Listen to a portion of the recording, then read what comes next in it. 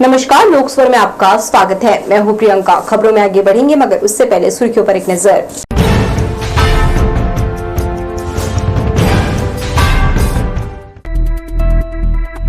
जिले के सबसे बड़े सब स्टेशन में लगी भीषण आग, आधे शहर में ब्लैकआउट। मजबूत बनाने की गारंटी फेल, पथरिया में पीएमजीएसवाई में भ्रष्टाचार उखड़ा।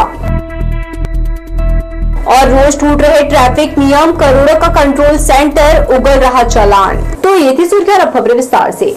शहर के सबसे बड़े मोपका सब स्टेशन में भीषण आग लग गई। आग की लपटें इतनी ऊंची थी कि वह दूर दूर से दिखाई दे रही थी। यही वजह रही कि 12 सब स्टेशनों में बिजली आपूर्ति बंद कर दी गई। अग्नि दुर्घटना से करोड़ों रुपयों का नुकसान हुआ है। यहाँ से चाटेडी, सिलपहरी और तिफरा भी आपूर्ति की जाती थी। मोपका में 480 केवी सब स्टेशन में भयंकर आग लग गई। घटना दोपहर 3 बजे की बताई जाती है। आग की लपटें दूर से दिखाई दे रही थी। आगजनी के कारण 12 सब स्टेशनों में अंधेरा फैल गया। इससे शहर की आधी आबादी प्रभावित हुई है। अभी अग्नि दुर्घटनाओं का कारण अज्ञात है। यह सब स्टेशन 25 साल पहले बनाया गया था। इसके उपकरण भी जर्जर हो गए थे। आग को नगर निगम और एनटीपीसी के फायर ब्रिगेड की मदद से बुझाया जा सका। अग्नि दुर्घटना का शिकार सब स्टेशन शहर का सबसे बड़ा सब स्टेशन था। इससे चाटिडी, सिलपहरी और तिफरा इलाके को आपूर्ति की जाती थी। दुर्घटना के बाद इस सब स्टेशन को बंद कर दिया गया है। बिजली विभाग और पुलिस के आला अफसर मौके पर पहुंच गए हैं।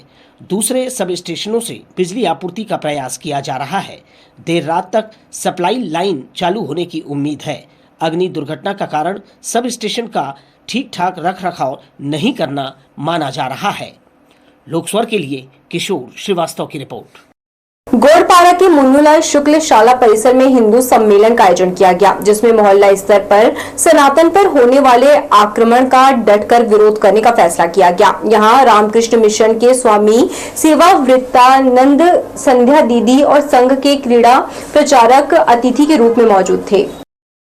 गोड़पाड़ा के अरपा तट पर सामाजिक संगठन द्वारा हिंदू सम्मेलन का आयोजन किया गया। कार्यक्रम का शुभारंभ सरस्वती के चित्र पर दीप प्रज्वलित कर किया गया।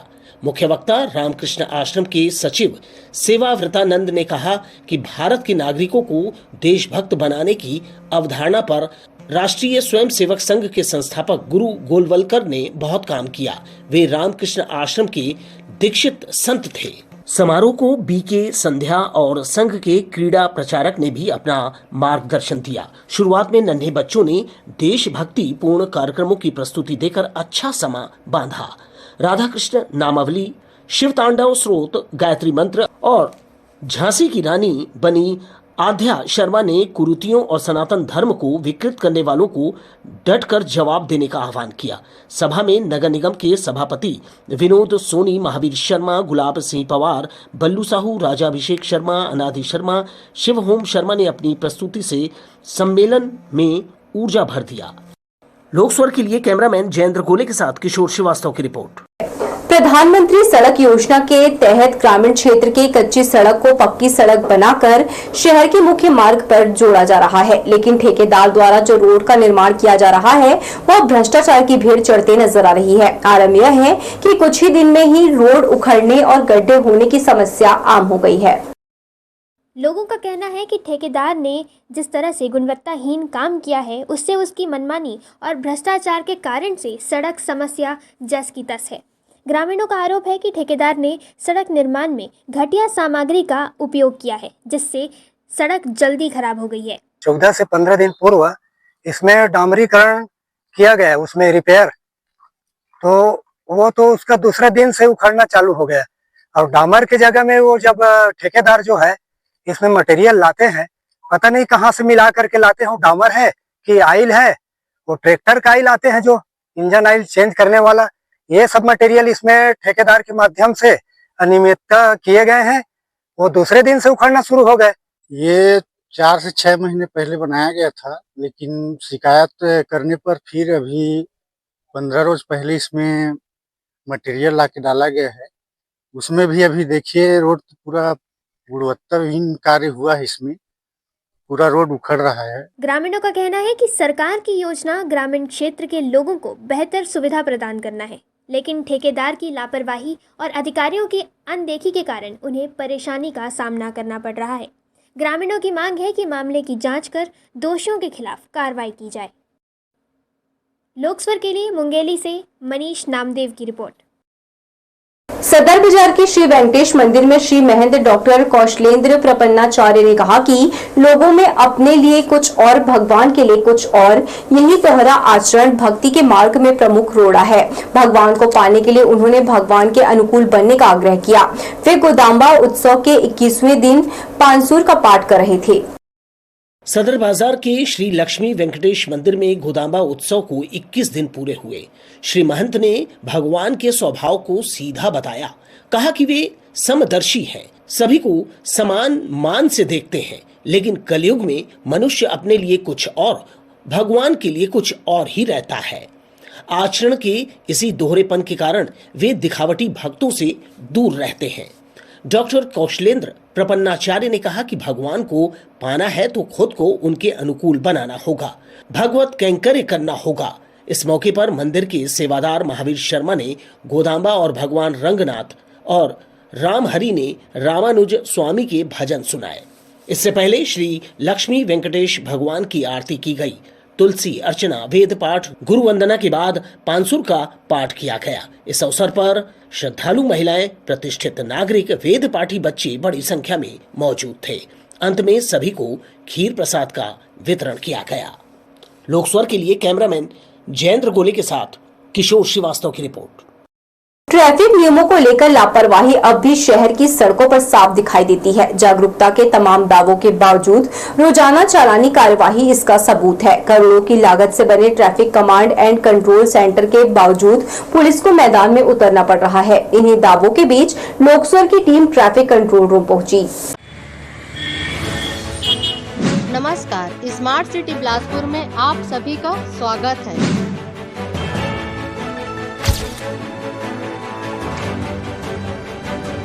यातायात व्यवस्था बनाए रखना आपकी एवं हमारी जिम्मेदारी है। हमने कई बार ऐसी कहावतें सुनी है कि ऊपर वाला सब देख रहा है, कानून के हाथ बहुत लंबे हैं। आज आपको कानून के हाथ कितने लंबे हो सकते हैं ये हम दिखाना चाह रहे हैं। लोकस्वर की टीम आ चुकी है ट्रैफिक कंट्रोल रूम में। आप अपने आसपास जितने कंप्यूटर स्क्रीन्स को देख रहे हैं और यहाँ एक बड़ी कंप्यूटर स्क्रीन देख सकते हैं जिसमें पूरे शहर का किस तरीके से ट्रैफिक मैनेजमेंट होता है और जितने कैमरेज लगे हैं ये इनको आप शहर का ऊपर वाला कह सकते हैं, जो लगातार आप पर नियंत्रण करे हुए हैं। आप कहाँ जा रहे हैं, आपकी गाड़ी किस लाइन को टच कर आगे निकल रही है, इन सब की खबरें यहाँ पर लाइव मिलती है लोगों को और फिर आपके घर पहुँचता है चालान, अगर आपने गलत किया हो तो। हमारे पास यहाँ पर ट्रैफिक कंट्रोल रूम के एग्जीक्यूटिव सर हैं दुर्गा प्रसाद जी, उनसे हम बातें करते हैं और जानते हैं कि किस तरीके से ट्रैफिक कंट्रोल रूम फंक्शन करता है, काम करता है। सर बताइए। हेलो मैम, ये जो प्रोजेक्ट है ITMS, बेसिकली ये 3 मेजर ऑब्जेक्ट के लिए यहाँ पे है। ये स्मार्ट सिटी प्रोजेक्ट है जिसमें हम सबसे पहले ट्रैफिक अवेयरनेस, ट्रैफिक मैनेजमेंट और क्राइम कंट्रोल के पर्पज़ से है। ट्रैफिक अवेयरनेस के लिए यहाँ पे ट्रैफिक की टीम से हमारे पास मैम रहती हैं पुलिस की तरफ से। ये डेली बेसिस पे यहाँ पे ब्रॉडकास्ट और लाइव के जरिए लोगों को पब्लिक अवेयरनेस के बारे में यहाँ से लाइव पब्लिक अनाउंसमेंट सिस्टम के जरिए लोगों को डे बाय डे हमारे पास एक इंस्ट्रक्शन आता है। उसमें बेसिक इंस्ट्रक्शन जो रहता है वो तो डेली बेस पे रहते हैं, जैसे आप हेलमेट लगा कर चलाएं, ट्रिपल राइडिंग ना करें, ओवर स्पीडिंग ना करें, रेड सिग्नल जंप ना करें, शराब पीकर वाहन ना चलाएं, फायर ब्रिगेड, एम्बुलेंस जो इमरजेंसी व्हीकल्स है इसको आगे बढ़ने के लिए जगह दें। लेकिन इसके बाद भी जो कुछ ढीठ किस्म के लोग होते हैं जिनको नहीं समझ में आती चीज़ें, उनके लिए हमारे पास ये ई चालान सिस्टम है जिसमें no helmet, triple riding, red light violation, over speeding, ये सारे चालान्स हैं। तो बेसिकली इस प्रोजेक्ट का मतलब आप देखा जाए तो हम ट्रैफिक सेफ्टी को इम्प्रूव करने के लिए है, ट्रैफिक सेफ्टी को इम्प्रूव करने के लिए है। वॉलेशंस कम से कम हो, लोग इस टेक्नोलॉजी के जरिए ट्रैफिक रूल्स को सीख रहे हैं। क्राइम कंट्रोल के लिए भी हमारे लिए प्रोजेक्ट बहुत शानदार है, क्योंकि जैसे रन एंड हिट के केस में हो गया, चैन स्नैचिंग, बैग स्नैचिंग हो गया, इस प्रकार से देखा जाए तो पब्लिक और पुलिस दोनों के लिए प्रोजेक्ट बहुत बेनिफिशियल है।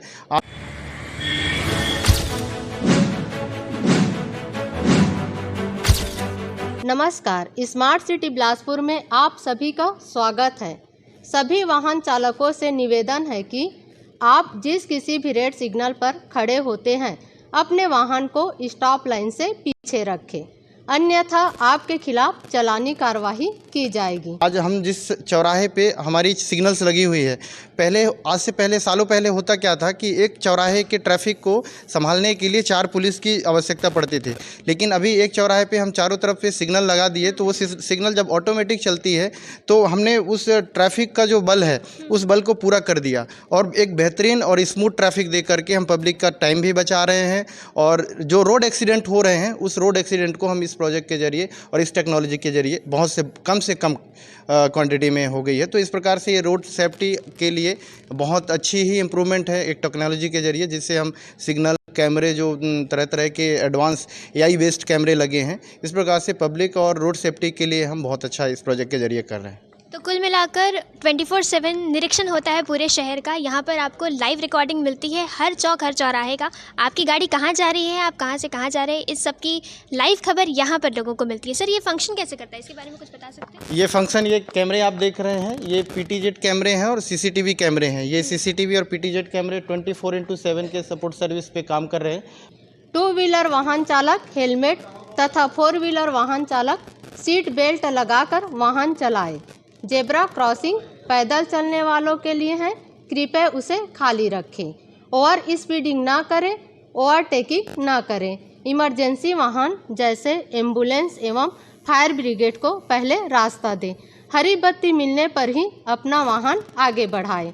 मोबाइल पर बात करते हुए वाहन न चलाएं।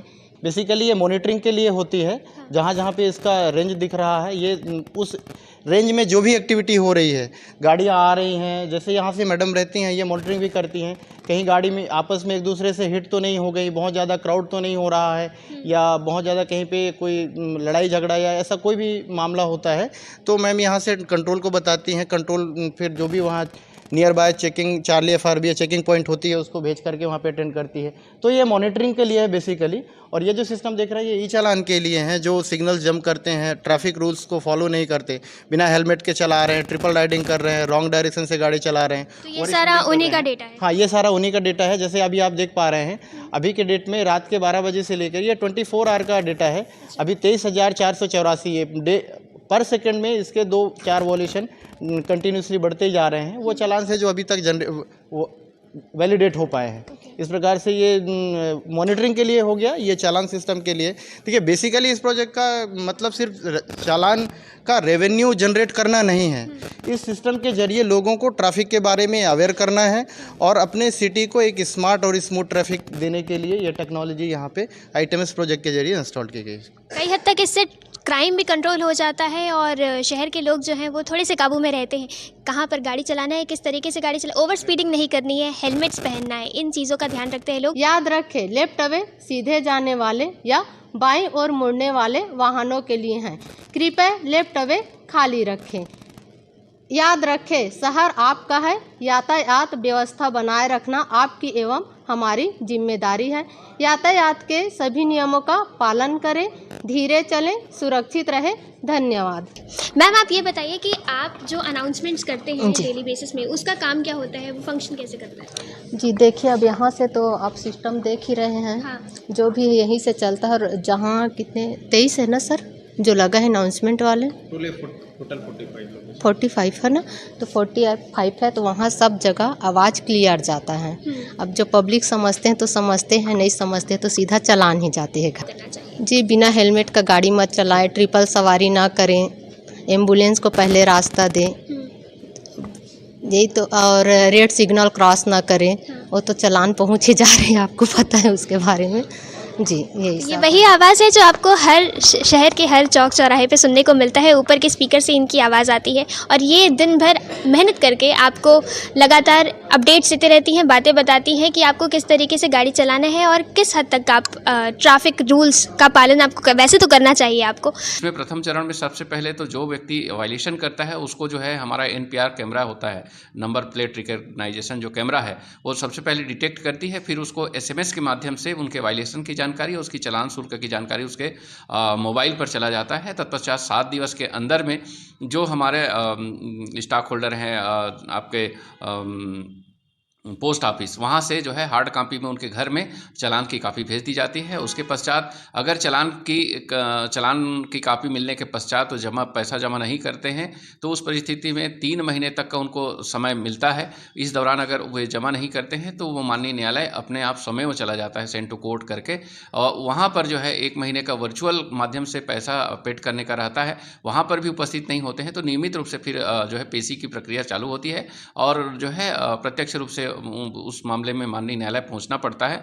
कई ऐसे जो है उल्लंघन करता वाहन चालक हैं जो नहीं जाते हैं, न्यायालय भी नहीं जाते और पैसे भी जमा नहीं करते। उस परिस्थिति में प्रकरण जो है आरटीओ चला जाता है। आरटीओ में अपने आप जो है लाइसेंस निलंबन की प्रक्रिया प्रारंभ हो जाती है। तो इस तरीके से लाइसेंस निलंबन की प्रक्रिया प्रारंभ होती है। कई ऐसे वाहन चालक हैं जो कि लगातार वाइलेशन करते हैं, वे जो उनका लाइसेंस भी निलंबन होता है फिर भी नहीं मानते। उन परिस्थितियों में उस प्रकरण में जो है लाइसेंस का बर्खास्तगी कर दी जाती है। फिर पूरे जीवन भर वो कोई भी जो है लाइसेंस नहीं ले सकता, ड्राइविंग लाइसेंस प्राप्त नहीं कर सकता। इस तरीके से इसकी संपूर्ण प्रक्रिया है और इसके लिए लगातार हमारा 24 आवर हमारे टीम जो है जो ITMS के जो कंट्रोल एंड कमांड सेंटर है वहाँ पर तैनात रहते हैं और लगातार गाड़ियों पर निगरानी रखते हैं। जो भी इस तरीके का वायलेशन करते हैं उस पर तत्काल ही कार्रवाई सुनिश्चित की जाती है। कैमरामैन सतीश साहू के साथ ए दिव्या, लोकसवर लाइव। सड़क सुरक्षा माह के तहत शहर में यातायात व्यवस्था दुरुस्त करने प्रशासन अब सख्त मोड में है। जिला प्रशासन, नगर निगम और पुलिस प्रशासन ने मिलकर 3 दिवसीय विशेष अभियान की शुरुआत की है, जिससे ट्रैफिक नियमों के पालन की जांच, अतिक्रमण पर कार्यवाही और शहर के कुछ हिस्सों को ट्रैफिक वायलेशन फ्री जोन बनाने की पहल की जा रही है। जिला प्रशासन, नगर निगम और पुलिस प्रशासन की संयुक्त टीम ने शहर के प्रमुख इलाकों में 3 दिनों तक विशेष अभियान चलाने का फैसला किया है। इस अभियान के तहत यातायात नियंत्रण एवं व्यवस्था और अतिक्रमण के खिलाफ सख्त कार्रवाई की जाएगी। प्रशासन ने अग्रसेन चौक से पुराना बस स्टैंड, श्रीकांत वर्मा मार्ग और महाराणा प्रताप चौक से नेहरू चौक तक पूरे इलाके को ट्रैफिक वायलेशन फ्री जोन बनाने का लक्ष्य तय किया है। इन क्षेत्रों में अवैध पार्किंग, बिना हेलमेट दोपहिया वाहन, ट्रैफिक सिग्नल की अनदेखी, सड़क पर अतिक्रमण और पैदल यात्रियों के लिए बाधा बने तत्वों पर सीधी कार्रवाई की जाएगी। नगर निगम की टीम अतिक्रमण हटाने में जुटेगी, वहीं पुलिस बल यातायात नियमों के उल्लंघन पर चालानी कार्रवाई करेगा। सड़क सुरक्षा माह के अंतर्गत आज हम पुलिस बल के साथ संयुक्त रूप से कार्रवाई करने जा रहे हैं और पब्लिक से हम अपील कर रहे हैं कि शहर अपना सुरक्षित रखें, सड़कों पे अनुशासन का नियमों का पालन करते हुए चलें और स्वयं को और पूरे शहर को सुरक्षित रखें। जो है हमारे द्वारा शहर को सरल, सुगम, सुव्यवस्थित और सुरक्षित आवागमन प्रदान करने के लिए कई सेक्टर डिसाइड किए गए हैं, जिसमें अभी प्रथम चरण में 3 सेक्टर बनाए गए हैं। प्रथम चरण में जो है अग्रसेन चौक से पुराना बस स्टैंड, श्रीकांत वर्मा मार्ग और महाराणा प्रताप चौक से लेकर के आपका नेहरू चौक तक ये 3 सेक्टर बनाया गया है, जिसको ट्रैफिक वायलेशन फ्री जोन बनाने का निर्देश प्राप्त हुआ है। प्रशासन का दावा है कि सड़क सुरक्षा माह के दौरान पूरे महीने लगातार निगरानी और कार्रवाई की जाएगी, ताकि लोगों में नियमों के प्रति जिम्मेदारी और सड़क पर अनुशासन विकसित हो सके। प्रशासन ने अपनी कार्रवाई के दौरान लोगों से सहयोग की अपील की है और साथ ही यह संदेश भी दिया है कि सड़कों पर नियम तोड़ने वालों के प्रति कोई नरमी नहीं बरती जाएगी। कैमरामैन सतीश साहू के साथ ए दिव्या, लोकसवर, बिलासपुर। छत्तीसगढ़ के बिलासपुर से अदालत का एक अहम फैसला सामने आया है। पत्नी की आत्महत्या मामले में पति और उसकी महिला मित्र को मिली राहत के खिलाफ दायर अपील को हाई कोर्ट ने खारिज कर दिया है। कोर्ट ने साफ कहा है कि सिर्फ अवैध संबंध को आत्महत्या के लिए उकसावा नहीं माना जा सकता। दरअसल यह मामला बिलासपुर से जुड़ा है। वर्ष 2011 में कुंती की शादी रवि कुमार गायकवाड़ से हुई थी। 4 जून 2017 को कुंती ने आत्महत्या कर ली थी। मृतका के परिजनों ने रवि कुमार पर अवैध संबंध, प्रताड़ना और मानसिक दबाव का आरोप लगाते हुए पति और उसकी महिला मित्र के खिलाफ आत्महत्या के लिए उकसाने का मामला दर्ज कराया था। पुलिस वाले अब कोर्ट के नियमों की बखिया उधेड़ने लगे हैं। बंदियों से भरे वाहन को कोर्ट के सामने इसलिए खड़े कर दिया गया है ताकि बंदियों के परिजन उनसे मुलाकात कर सके। इससे कोर्ट से लेकर कलेक्टोरेट तक का रास्ता जाम हो गया। यह नजारा दरपेश होने के बाद भी वे अपनी करनी पर मशगूल ही रहे। विचाराधीन बंदियों से भरी गाड़ी को कोर्ट के 2 नंबर गेट के सामने नियम विरुद्ध खड़ा कर दिया गया ताकि बंदियों के परिजन उनसे भेंट मुलाकात और खाने पीने का सामान दे सकें, जबकि ऐसा करना कानूनन जुर्म है। ये सब उन पुलिस वालों ने किया जिन पर केंद्रीय जेल से बंदियों को कोर्ट तक सुरक्षित लाने ले जाने की जिम्मेदारी है। वे अपनी मर्जी से बंदियों से भरे वाहन को कहीं भी नहीं रोक सकते। वे न्यायिक कैदी हैं और पुलिस उनकी केयर टेकर मात्र है। लेकिन उन्होंने यह हुक्म उदूली उसी कोर्ट के सामने की जो प्रजातंत्र में सर्वोपरि है। कानून व्यवस्था, देशभक्ति की शपथ लेने वाली पुलिस खुद व्यवस्था को धत्ता बताने की जरूरत करे तो व्यवस्था को बिगाड़ने से कौन रोक सकता है? ऐसा पुलिस वाले क्यों करते हैं, इसे भी जान लीजिए। ऐसे पुलिस कर्मी बरसों से लाइन में बिना कामकाज के ठलहा रहते हैं। इन्हें ये काम सौंप दिया जाता है, वे इसे अपना कर्तव्य नहीं बेगारी मानते हैं। किससे कैसे नगद ऐंठा जा सकता है, ये उनके दिमागी कौशल का ही परिणाम है। लोकस्वर के लिए कैमरामैन जयेंद्र गोले के साथ किशोर श्रीवास्तव की रिपोर्ट। जिला विपणन अधिकारी की घोर लापरवाही के कारण 3 महीने से धान परिवहन का ठेका नहीं हो सका है। टेंडर के लिए सरकारी दर की घोषणा नहीं की जा सकी है। कुशल अर्धकुशल मजदूरों के 6-6 महीने का भुगतान नहीं किया गया है। ठेका नहीं होने से धान खरीदी केंद्रों में धान का अंबार लगता जा रहा है। खाद्य एवं नागरिक आपूर्ति विभाग की गंभीर लापरवाही के कारण धान खरीदी केंद्रों से संग्रहण केंद्र तक परिवहन का ठेका 3 महीने बाद भी नहीं हो सका है। बताते हैं कि शासकीय दर कितनी होगी इसका निर्धारण ही नहीं किया गया है। इस स्थिति में धान खरीदी केंद्रों में बोरों की ऊंची छल्लियां लगी हुई है। पता चला है कि अर्धकुशल और कुशल दैनिक वेतन भोगी हमालों को 6-6 महीने से मजदूरी का भुगतान नहीं किया गया है। जिला विपणन अधिकारी नवपदस्थ किए गए हैं, उन्हें क्या करना है यही नहीं सूझ रहा है। इस रवैये से ये लगता है कि कहीं संग्रहण केंद्रों में धान को अमानक करने की कोई साजिश तो नहीं की जा रही है। ये भी पता चला है कि हमालों को पिछले साल के दर पर ही नवीनीकरण कर दिया गया है। नए बारदानों का टेंडर भी नहीं खुल सका है।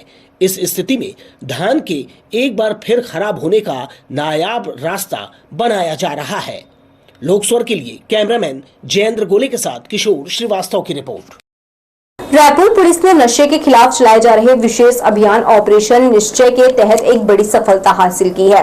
पुलिस ने मेडिकल दवाइयों की आड़ में प्रतिबंधित नशीले टैबलेट की सप्लाई करने वाले एक संगठित सिंडिकेट का पर्दाफाश किया है। इस कार्यवाही में कुल 17,808 नग प्रतिबंधित नशीली टैबलेट सहित गाड़ी, मोबाइल जब्त की गई है, जिनकी अनुमानित कीमत करीब 1 करोड़ रुपए बताई जा रही है। इस मामले में 4 मेडिकल स्टोर संचालकों और एक मेडिकल रिप्रेजेंटेटिव सहित कुल 5 आरोपियों को गिरफ्तार किया है।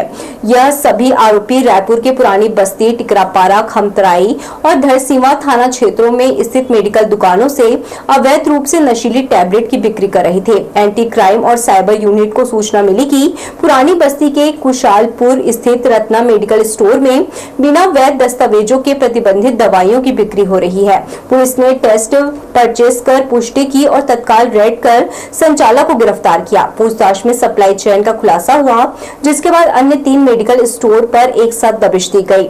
जांच में सामने आया कि नशीली टैबलेट जबलपुर से कोरियर और बस ट्रांसपोर्ट के माध्यम से रायपुर मंगाई जा रही थी। सभी आरोपियों के खिलाफ थाना पुरानी बस्ती में नारकोटिक्स एक्ट के तहत मामला दर्ज किया गया है।